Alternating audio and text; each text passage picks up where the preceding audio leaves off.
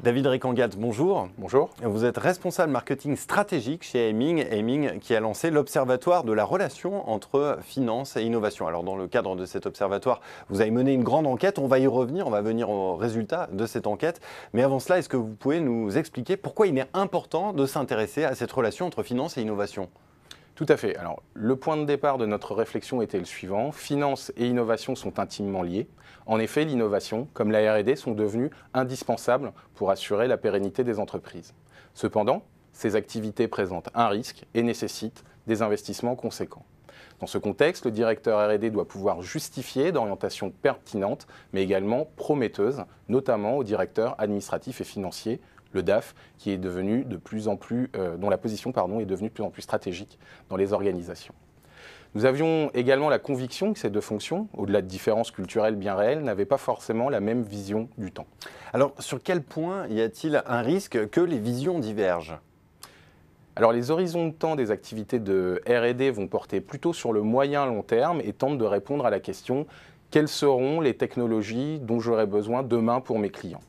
À l'opposé, l'exercice annuel de respect du budget pourrait contraindre le DAF dans des horizons de temps beaucoup plus courts. Dans ce contexte, l'Observatoire cherche donc à comprendre comment ces directions vont se coordonner et comment elles décident d'allouer les ressources à la R&D. Par ailleurs, étant donné qu'à ce jour, il n'existait que très peu de littérature sur ce sujet, Aiming a donc décidé de s'en saisir.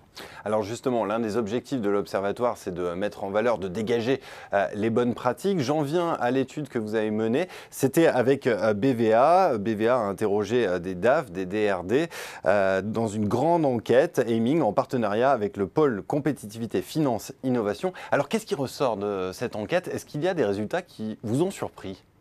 Alors pour commencer, les répondants affichent une bonne collaboration avec leurs homologues. Ce qui nous a un petit peu plus surpris, c'est que lorsqu'on gratte un peu ce vernis, on s'aperçoit que la réalité est souvent plus nuancée, puisque moins d'un répondant sur deux considère la relation comme efficace.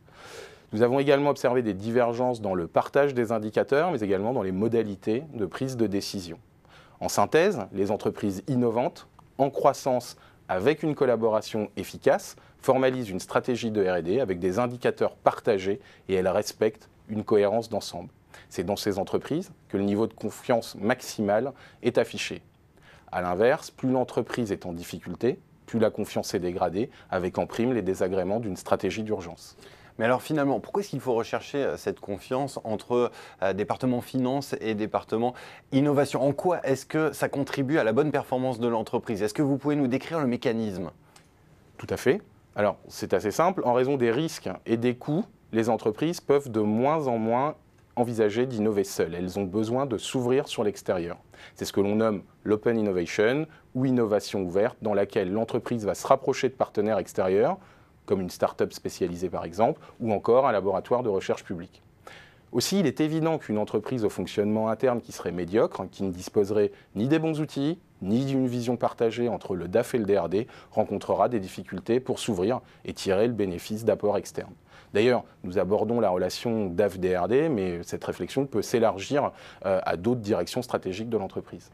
Alors, quelles sont vos recommandations, vos préconisations pour améliorer cette relation de confiance entre finance et innovation ? Pour commencer, je préconise aux entreprises d'appliquer la maxime de Socrate « connais-toi toi-même », c'est-à-dire qu'elles devraient, pour commencer, s'auto-évaluer et dresser un état des lieux sans complaisance qui servira à l'identification d'axes d'amélioration. Cette démarche permettra aussi d'exposer les éventuelles tensions qui pourraient exister. Dans ce cas, l'aide d'un tiers pourra faciliter et accélérer le processus. L'auto-évaluation permettra également de s'assurer que chaque partie regarde dans la même direction pour atteindre des objectifs qui seraient définis ensemble.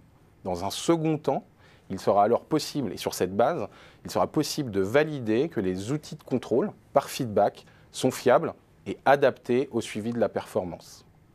De surcroît, on pourra vérifier qu'un pilotage interactif, c'est-à-dire basé sur l'échange entre le DAF et le DRD, permet de suivre l'avancée de projets à l'issue incertaine, comme c'est le cas des projets d'innovation et de R&D.